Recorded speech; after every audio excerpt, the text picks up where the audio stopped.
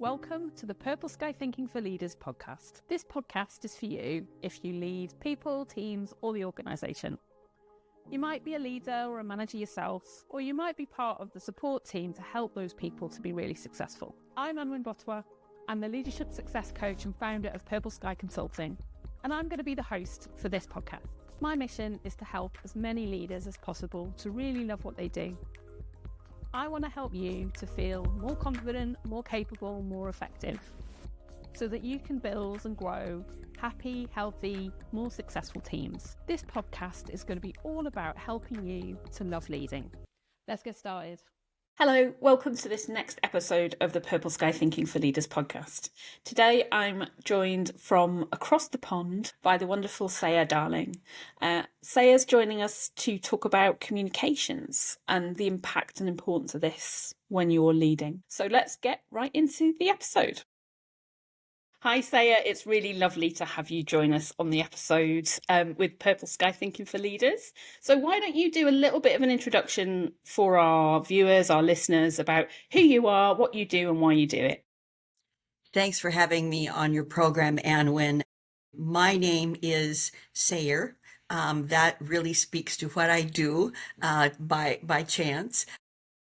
It is an Old English name referring to a town crier or a court crier. So I am born to my business. I have a background in communications and went on and got a coaching certification. And the reason why I did that is because the further my career progressed inside organizations working on communications, the further I got away from helping people address the real issue of how do I speak to another person? How do I ask questions? How do I connect? How do I build a solid enough relationship to move forward in business with an individual? So that's who I am. Lovely, lovely. And for people who are used to listening to our episodes or maybe new guests, I love travel. Traveling is a huge part of my world and my life. And if I'm not doing it, then I'm definitely dreaming about it. So I like to hear about other people's experiences of travel or their top tips for a destination. So over to you. Where are you recommending?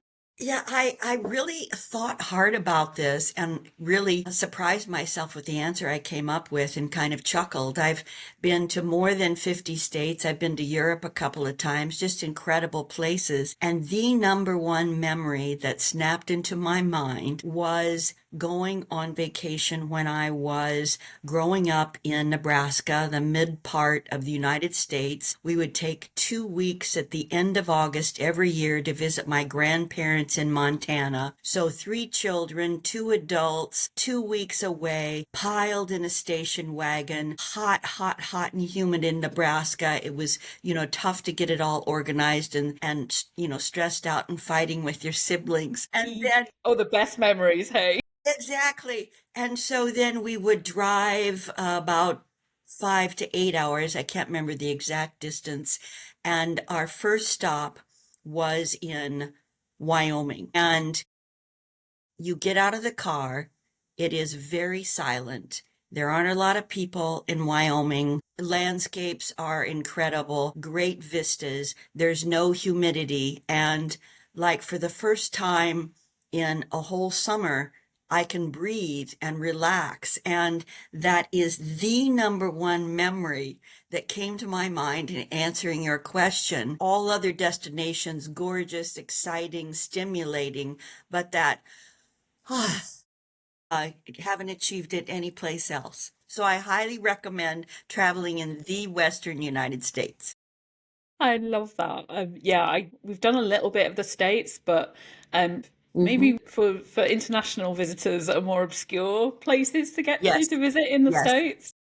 Yeah. But yeah, we'd love to do like a full road trip across America and take it all in. But that sounds incredible. But it feels like it's more that emotional connection to a feeling that hitting home for you there, which is really, really lovely. Very much so. So before we dive into our topic on communication, why don't you share a little bit with our listeners, our viewers, about your personal experiences of leadership and what did it teach you about you? Yep. My personal experiences in leadership followed a pretty traditional trajectory, given my background was communications. So you start out in marketing communications, or back when I started my career, public relations, and you move into an employee communications, executive communications, organizational, etc. And what I have learned that communications is really all about paying attention to others. I use an acronym when I coach with people, AAT. It's all about them all the time. And so often we practice what we want to say in our head and get very nervous about it and very prepared. And really, if we stay focused and connected to the person we're speaking to, the words are going to be there. What I've also learned is figuring out what I want to say isn't as important as figuring out what I need to say in order to be heard. Yeah, I love that in terms of putting the individual or the teams at the center Yes. of what you're doing. So, were there any key takeaway moments for you in your leadership roles that stand out? Yes. One of the things I've learned later in my career after some coaching experience is that business communication and conversations are two different things and used for two different purposes. Business communication is usually an exchange of information. You ask me a question, I answer a question, you ask me a question, etc. And conversation gets beyond the Q&A and begins to bring in a lot more information about the person's perspective, background, what's important to them right now, what's troubling them right now. And all of that is very helpful in informing the answers they give you. If you just have the answers and you don't have a context, you don't really have much. And the other thing is conversation builds a connection. And so next time when you and I get back in conversation, we have a connection and very easy to strike up a conversation and move forward. Yeah, that human connection, so important. So, Yes. let's talk about some of these important points of communication. Talk to me a little bit about how you view communication and its importance for leadership. What does it mean within leadership? I have said for a long time, and I've posted about this, is communications is your number one leadership tool. The quality of your leadership is often judged by how well you communicate. Are you trustworthy? Are you really trying to connect with others, or just going through the motions? Do you really care about the people you're speaking with, or you're just adding some emphasis to sound like you are? How do you deal with those uncomfortable conversations, those difficult conversations? What's behind the facade? So I think all of those things are really demonstrations of your leadership. Yeah, absolutely. And I know those moments where I've seen people really miss the mark in that leadership space where the communications happen. What do you see as the impacts of getting this right? Well, the impact of getting this right is having your message provide clarity, direction, and connection at every level of the organization. One of the other things I have learned in a very poignant way is that every single level of an organization has its own conversation, has its own performance metrics, has its own political dynamic, has its own language. The executive suite, you don't want to sound as if you are talking down. You have to understand how to communicate your strategy into a language that middle managers or employees who are responsible for execution really understand. Let's say you have a change of directions at the end of the first quarter, moving into the second quarter with different priorities. Employees really need to know what you want them to be watching for. What conversation should you be picking up on from clients and digging deeper in? What attitudes? What are the specific priorities I should be focused on now with this new direction? And if you leave those things unspoken, people nod their head, yes, I get it, go back to what they've always done, and then you rarely produce the results you're looking for. Clarity for impacts and clarity for success and achieving what you're wanting to achieve. Is that what I'm hearing? Yes, I mean, You certainly know what the results are, but you have to have a heck of a lot more clarity on how you do your work, what's important, everything that leads up to the results. A lot of times executives just want results, so that's all they talk about. Well, that's great. How am I going to get there? How do we make that happen? And it ties in really nicely to one of the bits that you talked about earlier, which is that connection piece. And I'd love to hear what you think about the impacts of successful communication for trust. The impact for success beyond providing clarity, you gain credibility. That connection that we're talking about isn't just, I really get you. The connection you're looking for is how to connect people's heads with their hearts. And when you do, there's an energy in the room that you will feel, or the energy from one other person you're speaking to go, oh, I really get it. And they just kind of take off and can really finish your sentences. That's what you're looking for. And you cannot get that without a connection, without speaking in shorter phrases to ask questions about. So when I say alignment, what does that mean to you? Does that mean you have to agree with everything I said? You have to check and make sure you understand what's being said so you can align? What are the meaning of some of those jargon words that we throw around a lot in the corporate world? Yeah, totally. Really, really interesting. What do you see gets in the way of communication being successful?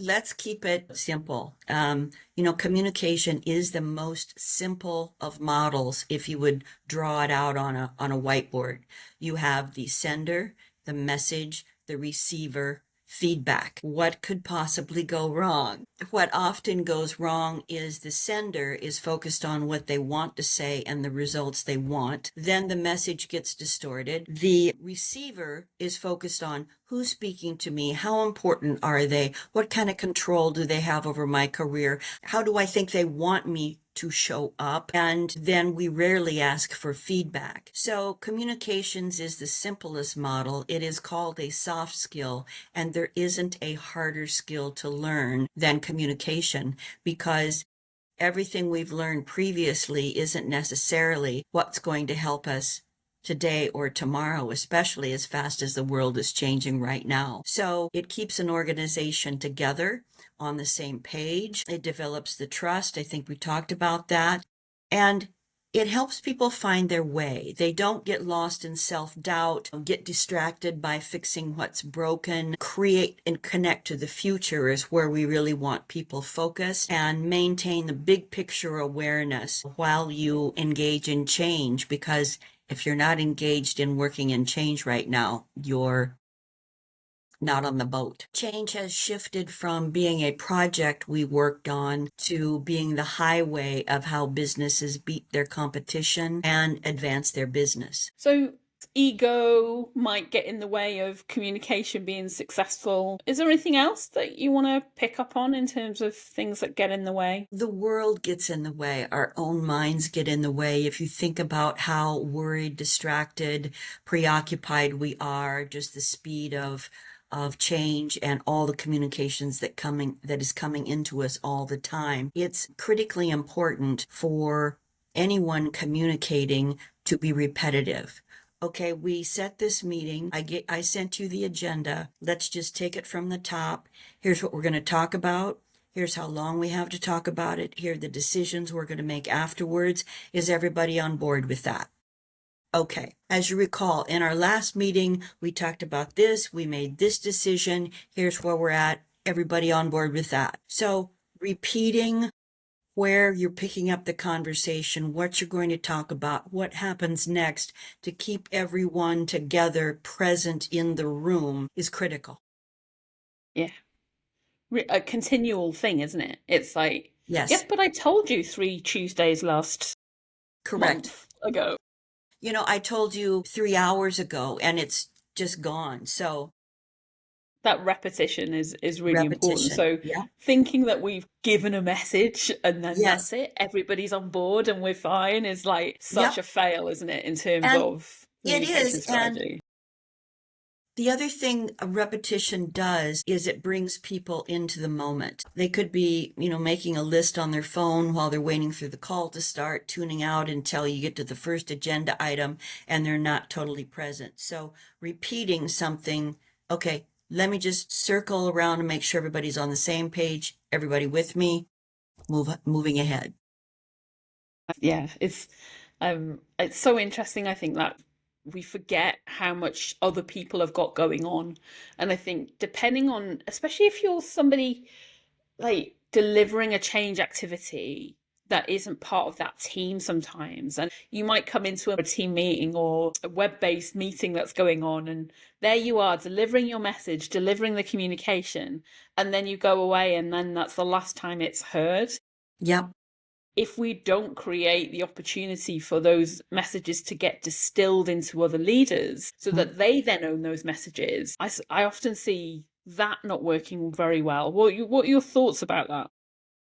I love that topic because I've done a lot of change work, and I'm going to suggest that there is the change that needs to be separated from the challenge of the change. And the challenge of the change is everything we just talked about.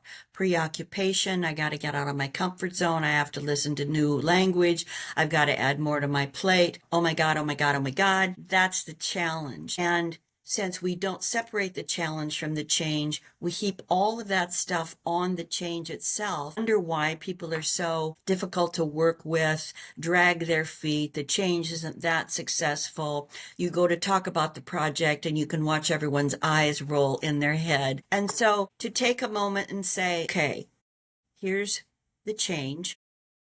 Now, let's talk about what are your challenges? What are your personal challenges? Because if I don't have a challenge in the area you do, maybe I can be helpful to you. How do we create a support network to reduce the challenge behind the change? The change itself, many times, is no big deal, but if you don't take away that challenge, it can be the straw that breaks the camel's back. Sometimes it's the smallest thing, but because we haven't either done those key things that you're talking about in terms of repetition or hearing where that might be a problem for somebody, even though Yeah. we don't think it's a problem for us, then you lose track of where you are. And it really does delve into then the problems that you experience when communication is poor, isn't it? So, Yes. what do you see as the impacts of poor communication within organizations or teams?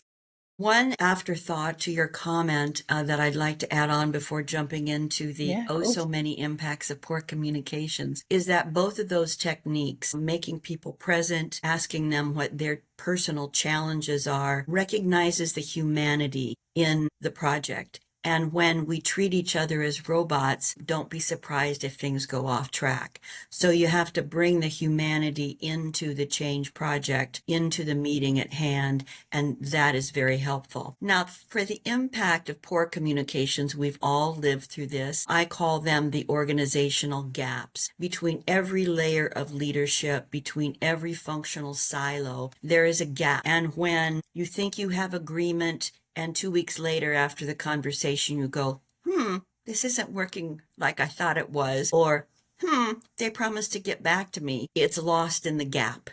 Okay. And so go back and recite what happened, what the misunderstanding was. It isn't a blame game. It's just a recognition that people are busy. People are listening through their own conversation based on where they're at in the organization and what their functional responsibilities are. It is a total drag on productivity. You know when the communication is working well, things work smoothly, you like your job, it was a good day. And when you don't have good communication, stop, start, mistakes, retrace your steps, it's just kind of a nightmare. It's a lack of trust.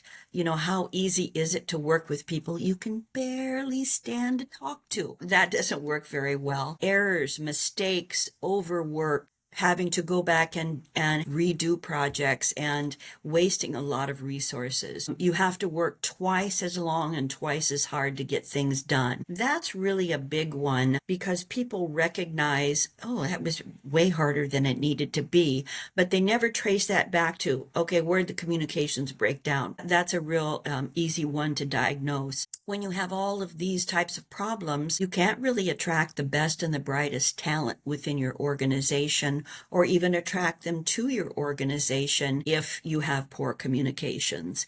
There's a decline in employee retention because, oh, I can't stand how many reworks we have to do here. And eventually that can lead to compromising the value of your organization, the value of your brand. Yeah. There's such important points. And so that productivity piece, I think, is the bit that's so impactful, because I think you're right. Like all those other impacts are very important. The productivity bit is something I find so interesting, and has always been a dynamic that struggled with in the operational side of things sometimes. Well, we need them for this amount of time so that we can do this really well. And that means we'll be able to do this thing really well. Yeah. And then, yeah, but that's too much time away from X, Y, and Z. Okay, so back to your point then of how much do we rework? How much do we get lost because we've gone into gaps on things? Rather than just spending that little bit of extra time doing that human connection stuff up front to really deliver a change message in the right way and a change activity in the right way. That means you go less into those gaps. There's nothing that works in business in isolation. It all has to do with the information coming in, the process before, the process after. So when you see these issues, begin to look beyond just that one thing. That's the result of other things not working. Totally. Yeah. Really, really interesting. Anything else that you wanted to capture in terms of the impacts of poor communication before we move into some of the solutions? There are many contributors to poor communications. We're human beings, and not every human being that comes across our path is someone we love, we get, or we can talk to. And so in today's world where everything is moving so fast, it is very difficult to be in the moment to say, oh, with this person, I really have to slow down. I have to pay attention. I have to be present, and I have to give them the time they need for us to get to a decision, move the project forward, and so forth. Yeah, really valuable. So that's probably going to play into some of your solutions for leaders when they're thinking about, how do I get good at this? Or how do I develop my communication skills, whether for myself, the team, the organization? How can they take that forward? I think that's one of the biggest challenges that a lot of leaders have, because they have spent so much time and invested so much in their skill set, developing their own network, becoming the leader that they are, the subject matter expert. Communication isn't often considered something that they have to learn. I am the leader, so whatever I say, I have communicated, I have led, doesn't really work very well in today's world. So understanding how you integrate your own humanity, be able to see yourself from their point of view. Now, I know you might not hear what I'm saying here. You might not connect with this if you don't golf, if you're not a particular age, whatever it might be. But find a way to make yourself approachable, help people understand you, knowing that you have the responsibility of translating who you are to them, not requiring that they just understand you. It's not a one-way street. Yeah. This is such an important light bulb moment for people to get, isn't it? When they're taking on responsibility for people and teams and departments and delivery on stuff, it's like just telling doesn't work. No, and we're stuck in one of those transitions in our world right now from command and control, where communication was one way to it can't be just one way anymore. And that's a learned skill for everyone, but certainly very significant for leaders. What I love about it is if they can really get to grips with this ability to open up their minds in terms of conversation when it comes to new things, it's like you learn so much. The data that you get about your organization or your product or your customer or whatever that is, by actually having a two-way conversation on something, can transform it, can't it?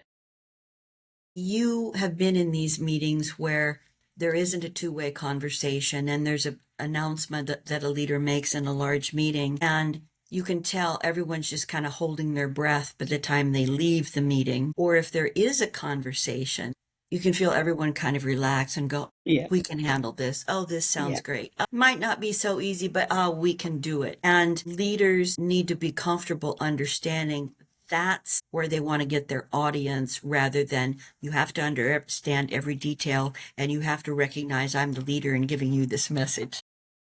Yeah, totally, totally. So listening is important, isn't it? That, like you say, the two-way bit, Yeah. learning to listen, learning to just accept that that's sometimes an opinion, but have curiosity around that is all the things you're describing there, which I just find, like, actually, I don't know about you in terms of your roles, but I love that aspect of things. The opportunity to actually understand what other people's views were in that area. I didn't always get it right. I mean, there's times where I've absolutely shut stuff down when I Yeah. shouldn't have, and I should have been more curious and more open-minded on things. Yeah. And I think you only learn that by doing, don't you? And then seeing the repercussions of not doing that. Yes, and conversation takes a lot more self-reflection. There are some people who are just incredibly stiff. And I'll tell you my personal story. I learned it the hard way. I was so shy. I had social anxiety when I was a kid. When my parents had company over for dinner and I would have to introduce myself and then correct them on mispronouncing my name from Sarah, Cerise, Sahara, Lord knows what it was. You know, for the longest time, I wanted to be named Tina. You can't misspell it. You can't mispronounce it. Tina. And so I would introduce myself and then I'd have to go to my room to calm down before I could come down for dinner. I mean, it was just awful. So eventually I came to use my first and my last name as a bit of an icebreaker. And trust me, I know every joke. I know every way you can mispronounce the first name and make fun of the last name. And I can bring you into conversation around that. So sometimes it's not about I have to figure out something new. I have to be someone different to be in a conversation. But what is it that I can use? What tricks? What do people stumble over? How can I use that as a way to get into the conversation? Lovely. Thank you so much for that. Are there any other hints or tips that you'd like to share about communication and leadership? Yeah, there's 3 that I'll give you, and then if people want to get in touch with me via LinkedIn and put communication tip sheet in the comments section, I will certainly send them more. But there are 3 that I think are the most critical. We are communicating at all times, even though we don't think we are. How we show up, what our energy is, what our posture is, what our facial expression is. Our presence communicates something all the time, and everyone is carefully watching each other to say, okay, where are they coming from? What's their mood? Can I approach them? Whatever. The second one is communications, especially for leaders, but true for everyone, requires wearing many different hats. So the way this breaks down is you'll meet someone and you'll be real congenial and really engage them in conversation. All of a sudden it's time for the meeting and you get real serious and you have to get to work. And so you don't want to present a Dr. Jekyll and Mr. Hyde type of approach. So an easy transition to use is, so let's jump into the conversation we have here today, and everybody knows it's going to get a lot more serious, but you don't have such a knee-jerk reaction and throw people around shifting from first gear to fourth gear without letting them know. Or you're doing a performance conversation. Here's what I really enjoyed. And now to shift gears, it's, not real negative news, because you want to manage people's expectations, because when they're listening for the worst, whatever you say, their listening stops after you've said it. So I just want you to be thinking about a different way to approach X, Y, Z problem, etc. Then the other thing is be present. What you are feeling informs your beliefs and impacts your thinking and your actions. And so you have to be present to how you are feeling. And you can bring that into conversation. I'm with you, but I have to tell you, I'm a little preoccupied today. The brain is a little full. I had a heck of a morning. My daughter's health is on my mind, whatever. And the other person just got a real blessing. It isn't a barrier that they threw up. You can adjust your conversation in the moment and say, okay, let me just give you a thumbnail sketch of what's going on here. And then in a couple of days, when things calm down a bit, when you've got a bit more time, let's loop back around and talk about the details. Great. Everybody's on the same page and you make progress. And then Never forget the power of asking questions. You can make it work much better for everyone involved. And on the featured section of my LinkedIn profile, I have a carousel about the art of asking questions that people might find helpful. Perfect. And we'll make sure that that is in the comments as well, so people can get there very easily. Thank you so much. That was fantastic and My really pleasure. I helpful. really enjoyed it. Tell us a little bit about, so you've mentioned LinkedIn. Where else can people find you? They can find me on my website, and lucky for all of your viewers, there is no other Sayre Darling on LinkedIn, so that's not a problem. You can also jump on my calendar for a free 30-minute conversation. You can engage me for a virtual or in-person presentation to your team to talk about a particular issue, give you tips to get things moving and take that on your own and adopt it. Yeah, there's lots of different ways I can be found. And we'll make sure all those links are with this episode as well, so people will be able to find you easily. Thank you so much. Thank you, Anwen. Bye-bye. Bye. Thank you for joining this episode of the Purple Sky Thinking for Leaders podcast. You'll find all the resources and the links that we mentioned down in the show notes. If you love this episode, why not share it with somebody else in a leadership role who you think would find this useful? If you haven't already, I'd love for you to subscribe so that you never miss an episode. And if we've earned it, why not leave us a 5-star review? I'm Anwen, your host, and I look forward to welcoming you back to the Purple Sky Thinking for Leaders podcast very soon. Bye for now.